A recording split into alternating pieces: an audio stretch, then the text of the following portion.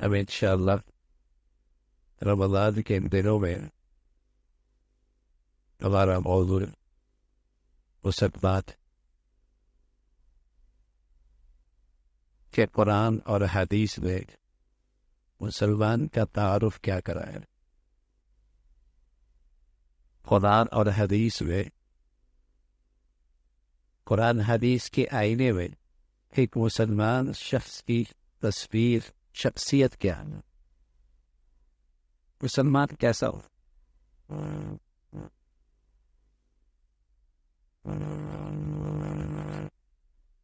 جس کا تعارف اللہ اور اللہ کے رسول نے کرایا، جو قرآن حدیث کے آئینے میں نظر آتا ہو، وہ مسلمان کیسا ہوتا ہے.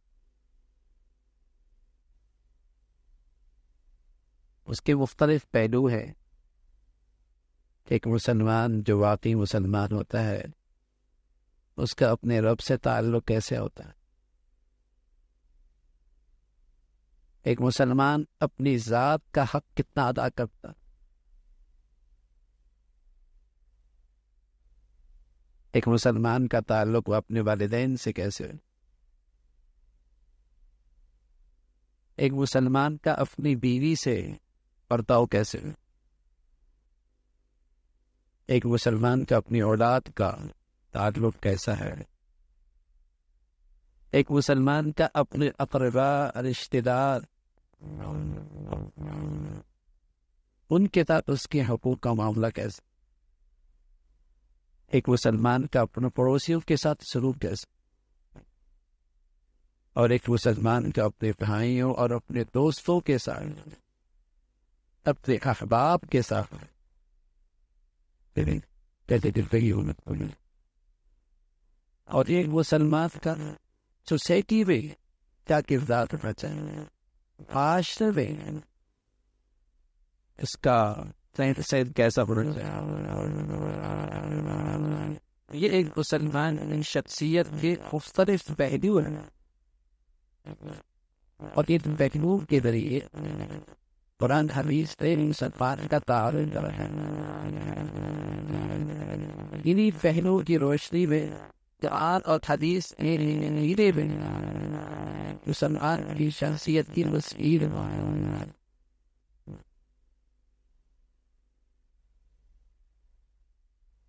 دادا بہت صحت مند ہے، نانا بہت صحت مند تھا، تو صحت کی وراثت بھی نہیں چل رہی کہ پوتا دیتے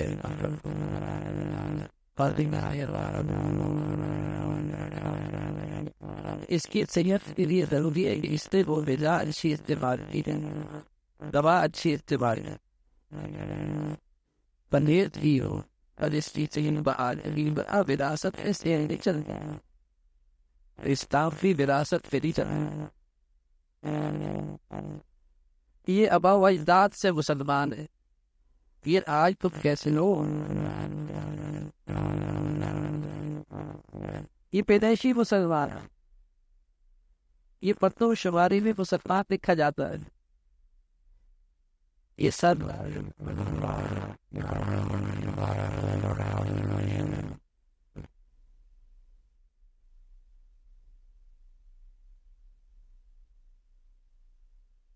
مسلمانی میں بھی وراثت نہیں چلتی.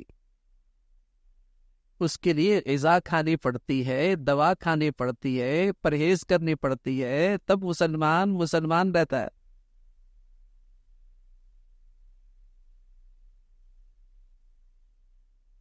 یہ تو ہم سب سمجھتے ہیں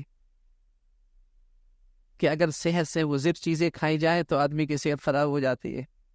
پتہ نہیں آج مسلمان یہ کیوں نہیں سمجھتا کہ اسلام کے متصادم زندگی گزاری جائے تو اسلام نہیں رہتا، مسلمان نہیں رہتا. یہ پتہ نہیں کیوں نہیں سمجھ میں آتا.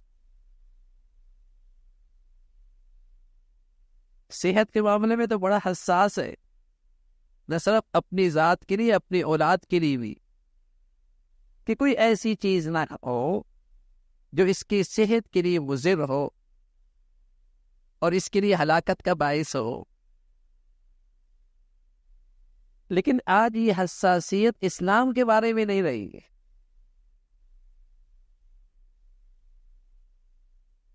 اس پر آج مسلمان مطمئن نظر آتا ہے کہ بھائی آباء و اجداد نے کلمہ پڑھا دیا تھا، وہ وراثت میں چلا رہا۔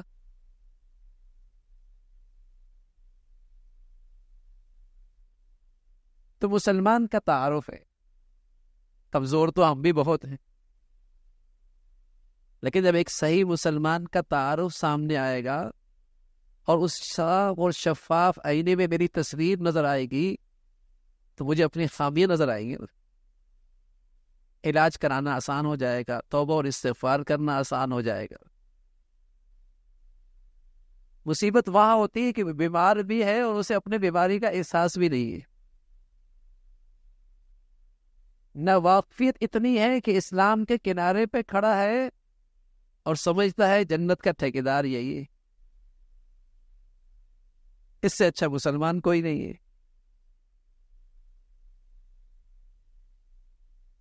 تو صحیح علم بھی مل جائے نا، صحیح علم بھی سامنے آ جائے کہ مسلمان ہوتا کیسا ہے،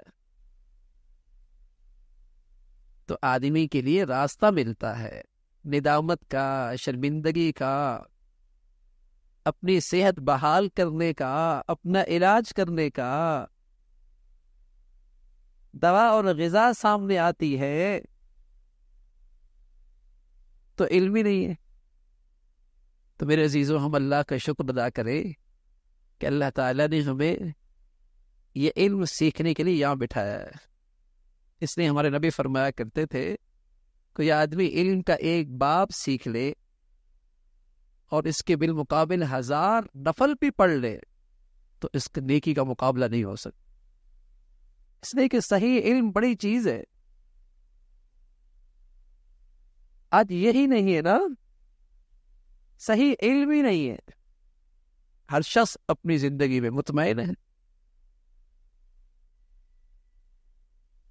تو اللہ تعالیٰ کا شکر ہو کہ اللہ تعالیٰ نے ہمیں اپنے نبی کی باتیں، اللہ تعالیٰ نے اپنے ارشادات سننے کے لیے یہاں بٹھایا ہے، پر ہم جو بیٹھے اس نیت ہی سے بیٹھے کہ اللہ تعالیٰ ہمیں عمل کی توفیق نصیب فرما، اللہ تعالیٰ ہمیں صحیح علم دے دے، اور اس علم کے بعد اللہ تعالیٰ ہمیں صحیح عمل نصیب فرما۔ بہت مبارک ہے پھر یہ بیٹھنا، غیر معمولی ہے، غیر معمولی۔ ہمیشہ مسلمان اپنی زندگی سنوارنے کے لیے دنیا اور آخرت کی علم حاصل کیا کرتے تھے۔ آج مسلمان کچھ دنیا بنانے کے لیے تو کچھ سیکھتے ہیں، لیکن آخرت بنانے کے لیے کچھ نہیں سیکھتے۔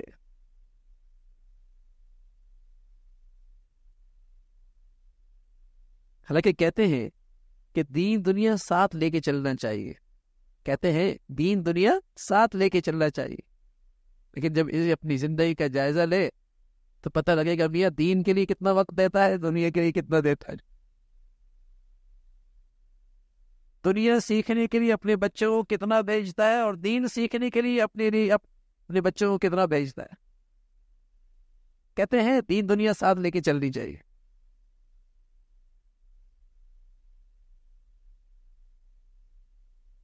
تو صحیح علم بڑی نعمت۔ تو ایک مسلمان کیسا ہوتا ہے، اس کا تعارف کیا ہے، اس کے مختلف پہلو ہیں۔ ہم سب سے پہلا پہلو دیکھتے ہیں اس کا اپنے رب سے تعلق کیسے ہوتا، اس کا اپنے رب سے تعلق کیسے ہوتا۔ ایک مسلمان اپنے رب پر اعتماد کرتا، اپنے رب کی قدرت پہ یقین رکھتا، اس کی ذات پہ بھروسہ کرتا، اسباب دنیا اختیار کرتا ہے، لیکن چونکہ بھروسہ اس ذات پہ ہے تو مدد اسی سے مانگتا رہتا، قدم قدم پہ زندگی کے اسباب اختیار کرتا ہے، لیکن چونکہ بھروسہ اس پہ ہے رجوع اس کی طرف کرتا ہے۔ کبھی کہتا ہے بسم اللہ، کبھی کہتا ہے الحمدللہ، کبھی صدقہ دے کر اس کی طرف رجوع کرتا ہے، کبھی نفل پڑھ کے رجوع کرتا ہے، کبھی خود دعا کر کے، کبھی کسی سے دعا کرا کے. بھروسہ اس پہ ہے، کرے گا وہی. ایک مسلمان کا اپنے رب سے تعلق بڑا مضبوط ہوتا. یہ قدرت کے نقشے جب وہ دیکھتا ہے نا، زمین و آسمان کا یہ سارا نظام، تو اس کا اپنے اللہ سے تعلق اور اس ذات پہ یقین اور اس ذات پہ بھروسہ اور بڑھتا. ان فی خلق السماوات والارض واختلاف اللیل والنہار لآیات لأولی الالباب. عقل مند وہ لوگوں کے لیے اس کائنات کے اس نظام میں بڑی نشانیاں ہیں اللہ کی قدرت کی. تو اس کی قدرت کا یقین اور بڑھ جاتا. قدیر تو وہ ہے، قہار تو وہ ہے، عزیز تو وہ ہے کہ صدیاں گزر گئی، اس نظام میں فرق نہیں آیا. یہ اس کا اپنے اللہ سے تعلق ہو، اور اس کی برکت ہوتی ہے کہ ایک سچا مسلمان اپنے رب کا فرما بردار ہوتا.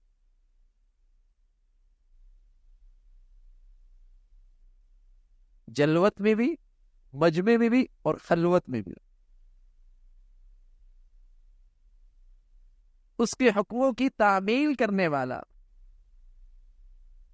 ایک مسلمان ہوتا. اس لیے اللہ کے نبی صلی اللہ علیہ وسلم فرمایا کرتے تھے لا یؤمن احدکم حتی یکون ہواہ تبعا لما جئت بہ. ایک مسلمان صحیح معنی میں مسلمان نہیں ہو سکتا، ایک مومن صحیح معنی میں ایمان والا نہیں ہو سکتا جب تک کہ اس کی خواہش میری لائی ہوئی شریعت کے مطابق نہ ہو جائے.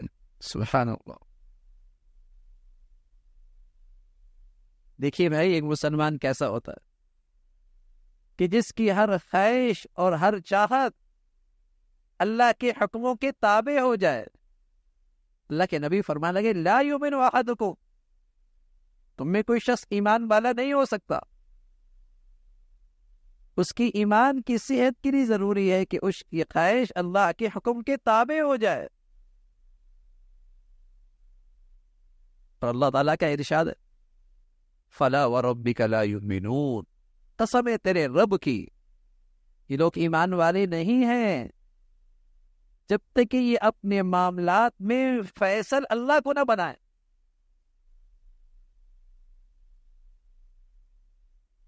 یہ اس وقت تک ایمان والے نہیں ہے. ایک واقعہ ہوا، ایک یہودی اور ایک منافق کے درمیان آپس میں جھگڑا ہوا. منافق لبادے میں مسلمان تھا، بے روپیہ تھا، مسلمان کہلایا کرتا تھا. یہ دونوں اپنا معاملہ لے کے گئے اللہ کے نبی صلی اللہ علیہ وسلم کی خدمت میں. آپ نے فیصلہ یہودی کے حق میں فرما دیا، حق اس کا تھا.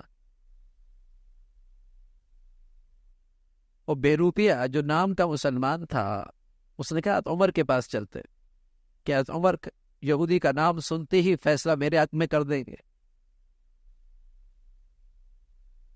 عمر کے پاس گئے فیصلہ لے کر،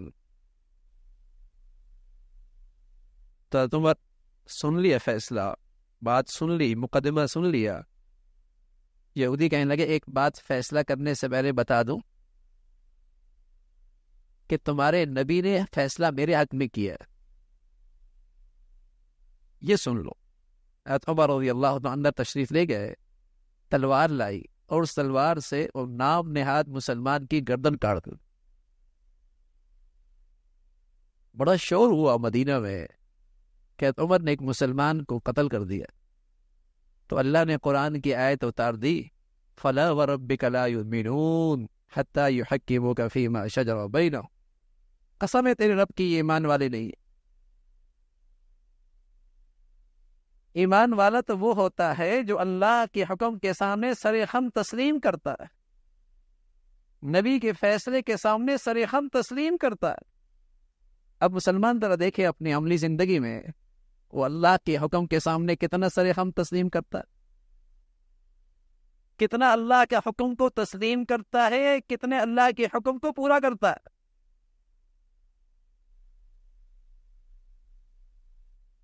لیکن سرکاری کاغذات میں مسلمان ہے، مردم شماری میں مسلمان ہے.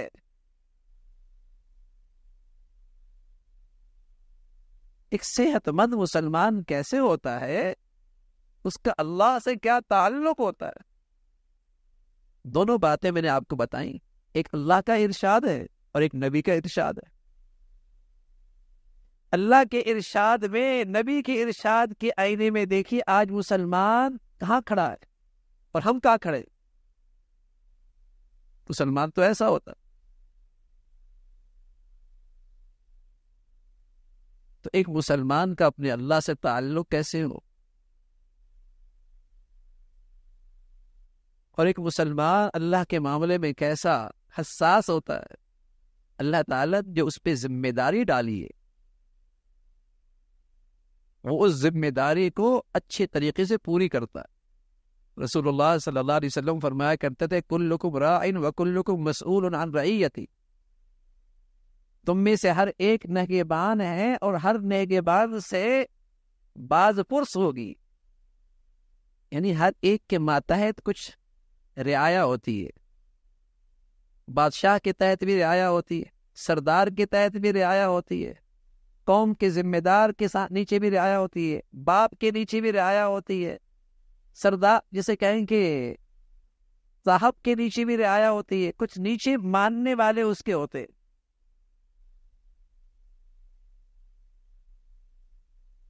تو ایک مسلمان اللہ کے معاملے میں اپنی ذمہ داری کو کتنا پورا کر رہا ہے، کتنا اسے خیال ہے کہ اللہ نے مجھے ذمہ دار بنایا ہے اور میں اللہ کا طرف سے ایک ذمہ دار ہوں، مجھ سے پوچھ ہوگی. ایک دفتر کا ذمہ دار ہوتا ہے، ایک فیکٹری کا ذمہ دار ہوتا ہے، کارخانے کا ذمہ دار ہوتا ہے، اس سے بات پرس ہوتی ہے. اور ایک مسلمان پر اللہ کریم نے ذمہ داری ڈالی ہے کہ تم میرے نائب ہو اور تم نے اپنے ماتحتوں میں میرے حکم کی تعمیل دیکھنی ہے کہ کتنا میرا حکم پورا ہو رہا ہے. اس ذمہ داری کا تمہیں احساس کتنا ہے؟ اور رسول اللہ صلی اللہ علیہ وسلم نے فرمایا یہ باج پرس بھی ہو. اسی طرح ایک مسلمان کا اللہ سے تعلق بہی مانا کہ راضٍ بقضاء اللہ وقدری، ایک سچا مسلمان وہ ہمیشہ اللہ کے فیصلوں پہ راضی رہتا ہے. حضور علیہ الصلوۃ والسلام نے یوں فرمایا کہ مسلمان کا معاملہ بڑا عجیب ہے، اور یہ مسلمان ہر حال میں خیر ہی میں ہے، بھلائی ہی کے اندر ہے. ان اصابہ سراء شکر فکان خیرا لہ وان اصابہ ضراء صبر فکان خیرا لہ. اگر اس کے پاس خوشحالی آ جائے اور اللہ کی نعمتیں آ جائیں اور اس میں اللہ کا شکر ادا کرے تب بھی یہ خیر کی حالت میں ہے. اور اگر اس پر کوئی ابتلاء، آزمائش، امتحان آ جائے اور اس ابتلاء اور آزمائش میں اسے اللہ کا فیصلہ سمجھے کہ اللہ کی طرف سے اور اللہ کی اس تقدیر پہ راضی ہو، تو رسول اللہ صلی اللہ علیہ وسلم نے فرمایا اس کا کوئی گھاٹا نہیں، چاہے ساری زندگی بستر پر بیمار رہے، اس سے کوئی گھاٹا نہیں ہے. یہ اللہ کے ہاں بہت کمائی کر رہا ہے. تو مومن کی ایک شان ہے، صحت مند مومن کی، کہ وہ ہر حال میں اللہ کے فیصلے پہ راضی رہتا. پر یہ اتنا بڑا انعام ملتا ہے، اللہ تعالیٰ کا ارشاد ہے، اتنا بڑا انعام ملتا ہے جب آدمی یہ دنیا سے جانے لگتا ہے تو فرشتے اس کے ارد گرد اکٹھے ہو جاتے اور اسے خوشخبری سناتے اور کہتے ہیں یا ایتھا النفس المطمئنہ ارجعی الی ربک، چل اپنے رب کی طرف، راضیۃ مرضیہ، اس لیے کہ تو ہمیشہ اللہ سے راضی رہا ہے، اللہ بھی تجھ سے راضی ہے. تو نے کبھی اللہ سے شکوہ شکایت نہیں کی؟ تو اللہ کے فیصلے میں کبھی دل و جان سے ناراض نہیں ہوا؟ تو اللہ سے راضی ہے، اللہ تو اسے راضی ہے، راضیۃ مرضیہ۔ آج تیرا استقبال ہے، آج تیرا شاندار استقبال ہے، فادخلی فی عبادی، آ میرے خاص بندوں میں آ جا، آجا میری جنت میں آ جا۔ یہ وہ خوشخبری ہے جب انسان اس دنیا کو چھوڑ رہا ہوتا ہے۔ کتنا نازک وقت ہوتا ہے، کتنی مشکل گھڑی ہوتی ہے، لیکن جس شخص کو اللہ یہ ایمان کی حقیقت نصیب فرما دے کہ وہ اللہ کے ہر فیصلے پہ دل و جان سے راضی ہو، اللہ کا فیصلہ ہے، ڈاکٹر میرا پیٹ کاٹے اور سینے سے دل نکالے، میں اس کے فیصلے پہ راضی ہوتا ہوں اور اس کا شکریہ بھی ادا کرتا ہوں اور اچھی بھاری بھرکم فیس بھی دیتا ہوں۔ کیوں؟ مجھے اس کے علم پہ اعتماد ہے نا بھائی،